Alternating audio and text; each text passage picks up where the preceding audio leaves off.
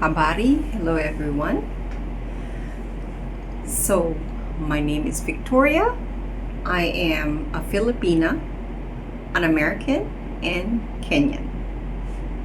And I have a story to tell you. Kenya, come join us. Welcome home! Karibu Kenya! Karibu Kenya! Jambo bwana, habari gani?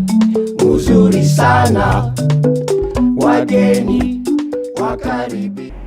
The village is very interesting, really. In the village, we have a lot of village drama. So, I'm not gonna tell everybody all the drama that goes on in the village, but it's very interesting, okay? So, it's there's a lot of excitement because you hear a lot of things. Everybody knows everything in the village, let me tell you. There is no secret in the village. Everybody is going to pass the story around. And yeah, you are quite informed. No need for TV. No need for CCTV. Because you have eyes and ears everywhere, and that's just how it is. So in a way, it's kind of exciting. There's always new balita news that is coming to you as it unfolds around the community as it's happening.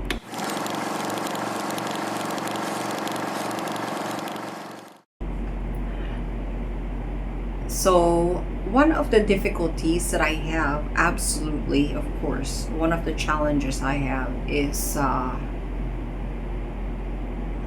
of course, there's a lot of poverty around. It's not easy for people, it's not. And there are many people who lack the means to send their kids to school. And the most difficult for me is when people get sick. Yeah, when people get sick, that's the most hardest for me, because sometimes they just simply don't have the money to buy medicine. They don't know where to go, they don't know what to do, they feel very helpless. And then I also feel very, very helpless for them, because I wish that I could help everyone, but I cannot. And sometimes all we can do is just pray for them and send them to the right directions, okay? And then because sometimes people do not really plan for these things, it just kind of happens. And when it does happen, and then they don't know what to do, and everybody just kind of goes on panic mode or just confusion mode of what to do. And that is not really, for me, not the right time to panic. And so they panic, and then everybody else panic, and everyone is panicking of what to do, like that. So that to me is one of the things na when I do go back there, I am going to be, in Filipino, the word is makulit. Makulit. Makulit means you are very redundant, and you keep repeating something over and over again, like kind of a nagging thing in the Filipino word of makulit, which is what I am going to do. I am going to be makulit to everyone and ask everyone, do you have your shot? Did you even get your shot already? Shot is the Kenyan, like, I guess in the Philippines we have PhilHealth, and in Kenya that is called SHA. So that's number one. It's a must. You have to have that, or else they will not entertain you in the hospital, in the doctors. You have to pay upfront cash And that's the hard part, is sometimes people do not have that cash, and it's really, really difficult, extremely difficult situation. And so, when you know that you do not have any kind of savings and no one really to help you, so that's really a must, and you have to secure that card, that ID. But I'm finding out that not a lot of people do not have the shop and do not even have their birth certificate. They don't have their ID, and they never really felt the need to get their ID because they weren't getting sick and they didn't need it. And then they remember that they regret that they didn't get their ID when they're very, very sick already. Oh my goodness, it's so hard, it's difficult. So every time I in our community, I'm always asking, do you have your ID? Did you get your ID? And even if I have to pay for people to go get their ID, go to the chief, get your ID now, sasa, because it's so important. Everybody must have their ID. Go and get it now. Get your shot. And I don't know if they changed it, what the policy is now with the government, but I think it still works. I think it's still working. So there, now I'm being makulit and redundant. Gotta get your ID, gotta get your shot, okay?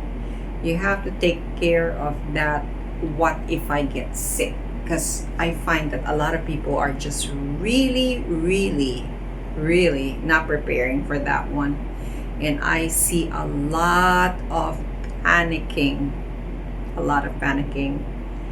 and just panicking and drama in a way that mahirap. It's difficult. Mahirap. It's not unlike in the Philippines. Here, at least here in the Philippines, if you're kind of not well to do, or you are nagigipit, you need some money. Nagigipit means you're kind of like broke, very broke, and you're in a tight spot, fixed spot. You can at least, we have a lot of pawn shops. That's kind of like our credit card.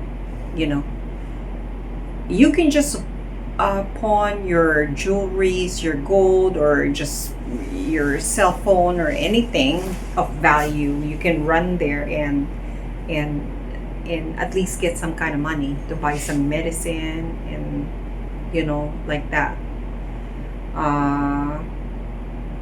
But I didn't see that in Kenya. You're pretty much left on your own. When it comes money wise, you're pretty much left on your own. That's difficult. That's really difficult. So those are a little bit of differences that I see. Also in the Philippines, I think that our family unit is a little bit more tight. Mas close, or mas nagtutulungan. We really bend backwards for our family when they are in need. We will do our best to help out if they reach out to us. Hindi natin pwedeng pahindian is if there are relatives, if they're blood relatives especially, you really have to help them out. You really do.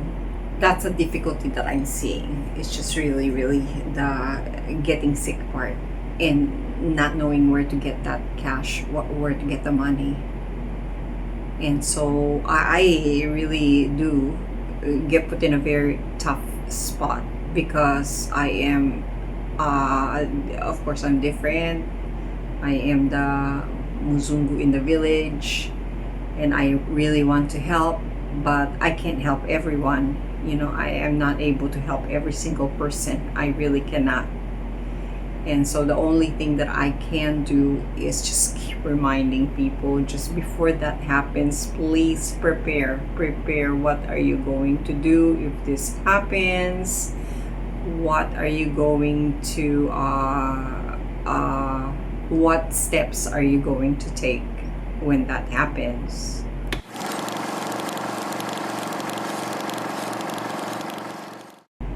You know, having lived most of my life in the US, having lived in the US for a very long time, this is the one thing that Western people need to stop doing, is that you go to a country and you think you've got the American way of fixing things. Oh, well, not anymore in America, because America is in a very bad situation right now. So, not that I'm political in any way, but yeah, I'm hearing from news. I'm not in America right now, but I'm always watching, and I'm hearing so many people complaining about the prices going up, layoff. Personally, my daughter just graduated college, computer engineer, and I feel for her. She's very excited to get a job, and it's been a few months and it's really tough. It's really very tough. There are no jobs around, and it's not that easy to get a job anymore, unlike before, that it's easier, and there are more openings. But now, not only are there no openings, there's mass layoffs everywhere. So I really feel very bad for many people. I don't know what's gonna happen in America. It's difficult. A lot of people are also leaving the country, so it's difficult. And then where were we? Trying to fix other people's problem by thinking, oh, in America we do this, or in America it's like this, or if only you would do this, only if you would do that. And you cannot bring your Western way of thinking to Africa, or even to the Philippines, because the culture, Philippine culture, African culture it's so different one from it's so different. Ang laki ng difference. Ang laki ng difference between American culture, Philippine culture, and Kenyan culture. I'll just say Kenyan culture because, Africa is so big and Africa has so many countries. So each African country has a different, I can only assume has different culture. Yes. Because even us here in Asia, Filipinos are so different from the Chinese, so different from the Japanese, we're so different from the Koreans and the people from Thailand, Vietnamese. We are all so different from culture and our language. Although, we are probably have some similarities with showing respect. I think in Asia, respect is a big thing, especially for your elders. But then again, Africa is the same thing. But to tell you the truth, there's a lot of Kenyan ways that I find a lot of similarities in the Filipino culture. So that I must say. But American culture is, do we have a culture in America? That is a very hard topic to talk about, which I will talk about. I have a lot of observations of Africa, America. I'm not even going to include Asia, especially the African Americans and the Africans, culture-wise, a big, huge difference, very big difference. Okay, so I would just say myself as an American, having grown in America, we are, how would I say? Mm, we are very confident people. We have a lot of confidence in what we can do because of, we're able. We used to think that we are in control of everything. We have our freedom to carve our own path. We have our freedom to build our dreams. You can do what you want. You can become what you want in America. It's the land of the free, and there's just so much opportunity in America. Used to be like that. Used to be like that, and therefore, we are highly independent people, very opinionated people, highly independent, and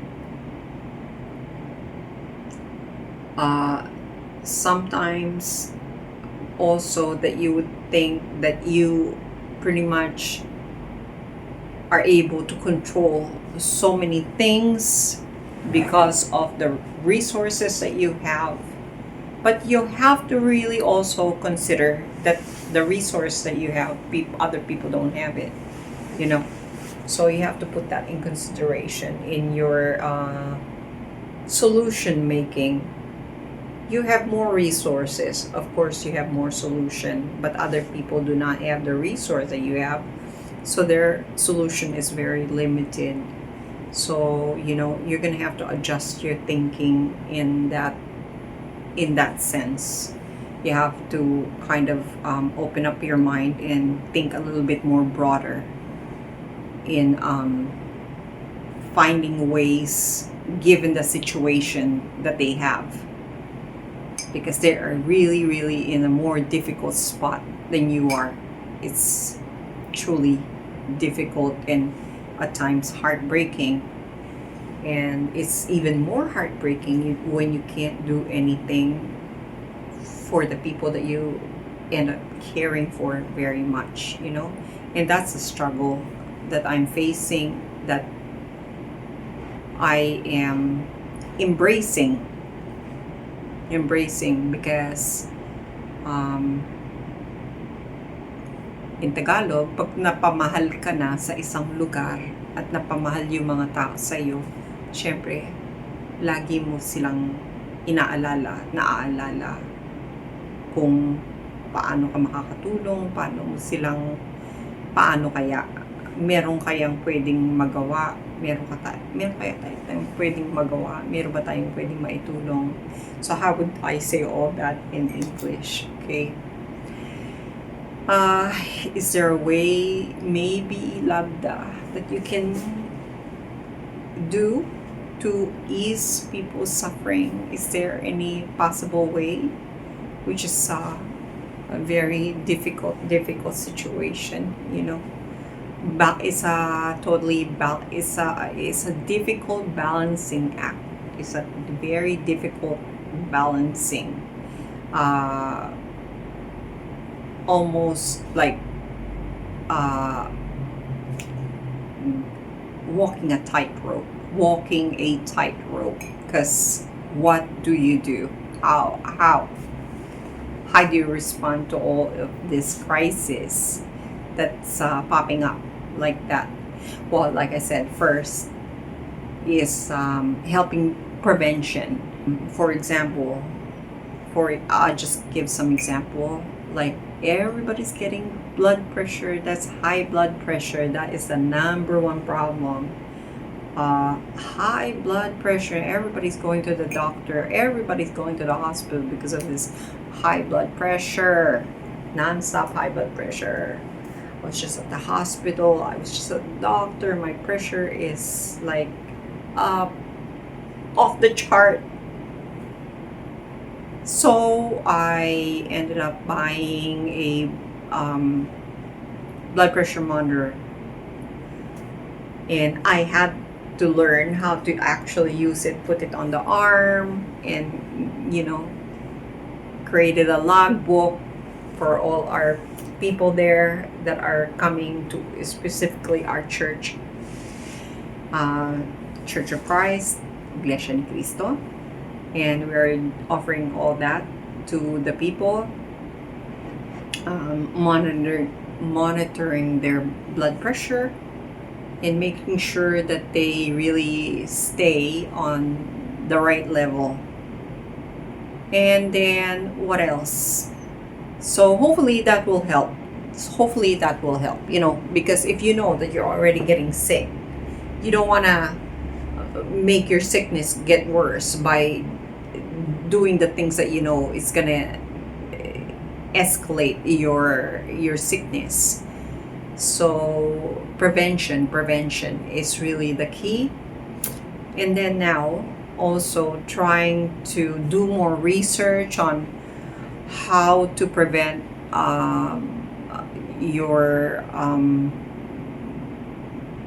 blood pressure from rising, or just how not to get sick. It's just basically just how not to get sick. But I'm trying to remind myself that too. I'm promising my kids I'm take care of myself even more better now. Now that all the construction is done, I've spent the last 2 years in just doing construction, building our coffee shop here, or our place here, our Airbnb here in Tarlac, in the Philippines. And then in Kenya, building the house there, and our dako over there. And then in the US, trying to build, doing so much repair in the house in Virginia Beach. So it was a lot of work. And so now I'm gonna slow down a little bit, maybe travel with Jack a little bit. So we shall see about that. But my project that I'm very, very excited to do is my mud hut building. That's why I called my channel Mud Hatter. Mud huts. So I'm just really fascinated about these mud huts, and not to mention they are not that expensive to build. Okay? It's not very hard to build, not too expensive, and they're so eco-friendly. It's just nothing, but it's just really a smart and efficient way of having a home. Really, really. Mud, straw, the sticks, the poles of the tree, and the grass. It's like, wow. And you put a door. Yes. If push comes to shove and I really didn't have a home, I would really rather live in a mud hut. And it wouldn't cost me a thing. Well, nowadays it will cost you, because now the mud is free, but you have to buy the poles, and now we have to buy the grass, unless you can find it for free. But you're not gonna find free poles, okay? You're gonna have to buy that one. But it's still a lot cheaper than building a real house, and I would prefer to have a mud hut than to have a tent. And the other thing is, you can really upgrade the mud hut, and you can make it a luxury mud hut, And another thing that I did with my mud hut is that, okay, I'll go ahead and say it. If you wanted to help someone, like I've really take on another person. I adopted a boy in Kenya, and his name is Bree, and he's living with me. So one of the mud huts is for him, and that's another story for another time. But I'm very, very happy for him that I can help him out. I'm really, really very glad that at least we're able to a little bit Kidogo upgrade his life and help him out. But at the same time, he's also a lot of help in our place. So we would just make sure we take good care of him.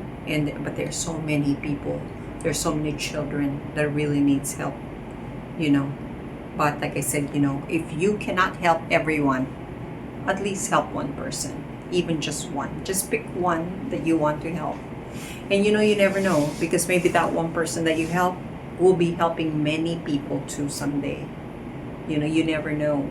So don't be afraid to just pick one person that you feel comfortable helping and find the right situation, because of course there are people who will maybe try to take advantage with you, not only in Kenya, not only in Africa. It could be anywhere and everywhere. It's the same thing, okay?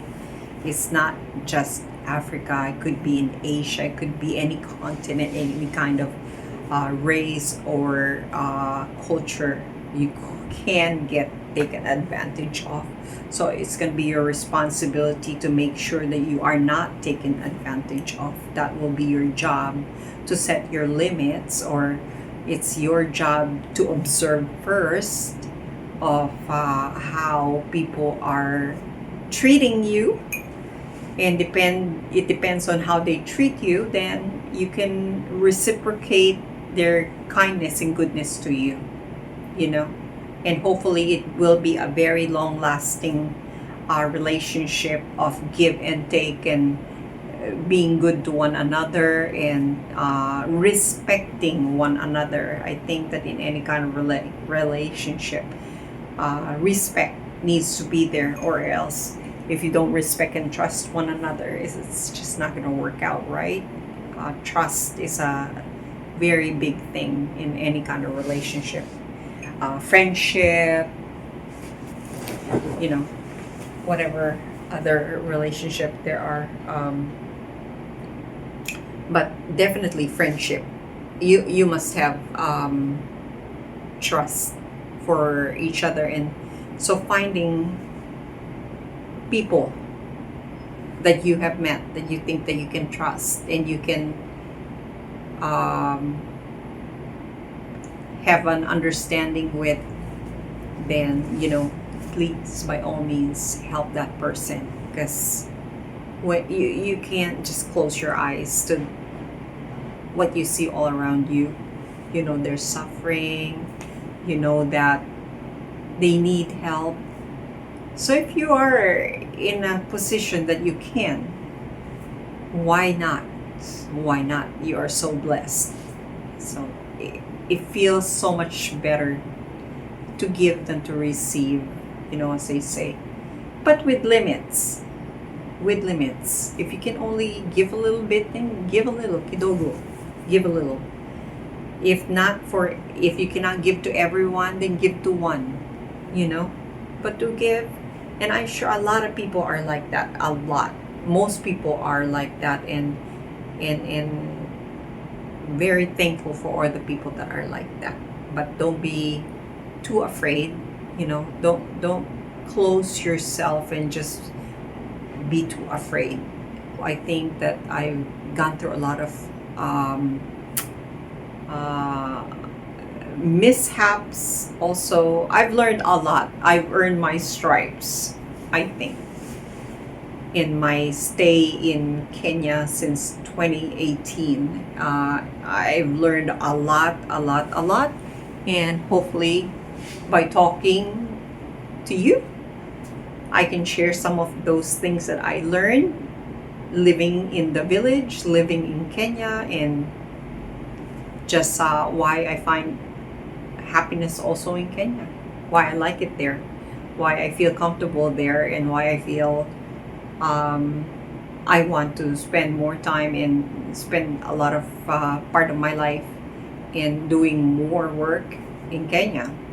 And I have a lot of projects that I want to start, how to help in the community, how to be teaching a lot. Oh, I've done a lot of cooking there, sharing our Filipino food, because Filipinos, we have so many different kind of dishes. Oh my goodness, we have so many dishes, really, so many, Mingi.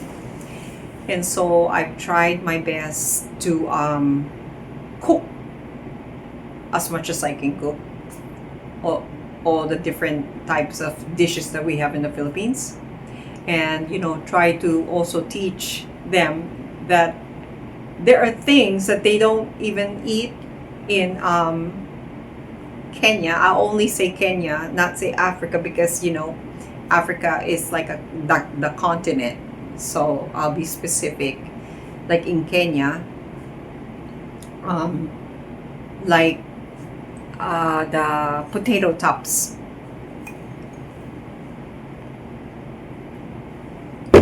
Potato tops. Talbos ng kamote. Okay? Hindi po yan kinakain sa Kenya. Hindi nila kinakain. Talbos ng kamote. Hindi nila alam kainin yon. At pati mga ano ba to? Yung ating malunggay, moringa. Hindi rin nila kinakain yan sa Kenya. Hindi nila kinakain yan. Ano pa? Yung puso ng saging, hindi nila kinakain yan. Pati papaya, yung green papaya, hindi nila kinakain yan. So I will say it in English. They don't eat the potato tops,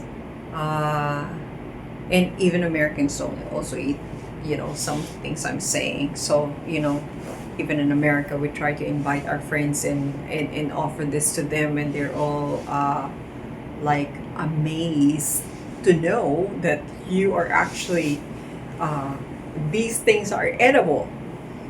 Well, we can't offer the moringa in the US because it doesn't grow there, or the potato tops, it doesn't grow there, so we don't offer that there. And the banana heart, you can't find that in America, so we don't cook that there either. But in Kenya, it grows everywhere, it's everywhere. So, but people just kind of like just pass by it, or throw it, or give it to the animals, pigs or something, maybe. But so I had to cook. I cooked sinigang, and that is where you use the potato tops put it in that our dish. Sinigang is a little sour sinigang, and then in that malunggay, we cook that for tinola. We can put that in tinola or in the green beans, diba? Ano pa nga ba nilalagyan ng malunggay? Ayan, help me out here. Alam ko lang tinola ata diba? Tinola. So, at saka yung papaya.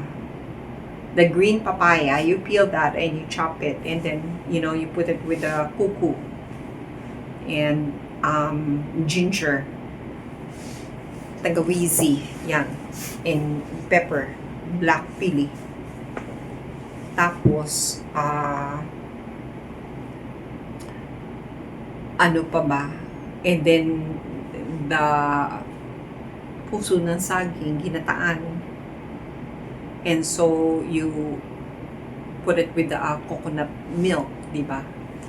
So, yun. I cooked all of that and pinatikim ko sa kanila. I had them taste it and they said, oh, delicious, nitamu. So, it's really very good dishes that I feel that, when you're hungry and the food is all around you, and but you don't know how to cook it. So that's a shame. That's a really shame, because there is so much abundance of these things there inside, in the Philippines. Watch out for your moringa tree. Oh my goodness. If people are stealing anything, they'll steal your moringa. Okay? They will steal your malunggay. I mean, Filipinos and malunggay. Oh boy. Let me tell you, that is like so precious. That's like gold to us. Malunggay, napaka-masustansya. So full of vitamins. Oo. And then, talbos ng kamote is everywhere. It's just on the road. You can see it everywhere. Wala lang. It's not eaten. Ganun lang. You just let it go, and it's like, oh my goodness. It's like, if a Filipino, well, when I go there, it's like, wow, paradise of talbos ng kamote. Eat only talbos ng kamote. You have no competition. Go ahead. Eat it all yourself, all day long. Walang problema. Hindi ka magugutom. In the Philippines, we can also laga that, you just boil it, and you can even put it on the soy sauce and just eat it like that. Even like the okra, you laga it, diba? Tapos sausaw in the soy sauce. O breakfast na yun with your tinapa and rice. So eat it with your rice and fish. Yun, sarap. Nitam, sarap. Delicious. So, I had a lot of cooking session going on in the village. And people, I think, are appreciating it. When, push comes to shove and you have nothing to eat, at least, hey, Victoria showed me that's the way to do it. Especially tortang talong. Oh, that's a favorite one over there. So, I will show you some of my clips of videos that I've done in the village, and share with you some of their reaction, if they like the nilaga, the adobo, did they like the pancit, did they like the yung ginataang puso, o anong reaction nila doon. Well, syempre, everybody loves adobo. Who doesn't like adobo? Of course, everybody likes a Filipino adobo. And yeah. Tapos, we also cook some barbecue, but boy, Kenyan food is so good too. Nyama choma, oh my goodness, sarap. And ang daming mga pagkain din ng Kenya na napaka masarap. At they love vegetables. Skumawiki, I love skumawiki, that's my favorite.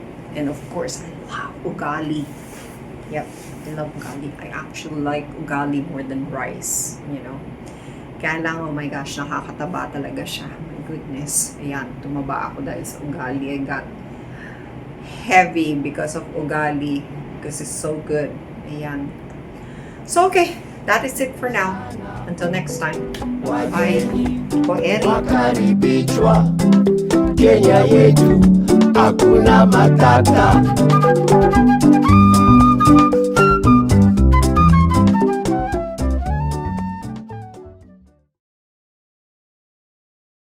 Interested in visiting our village?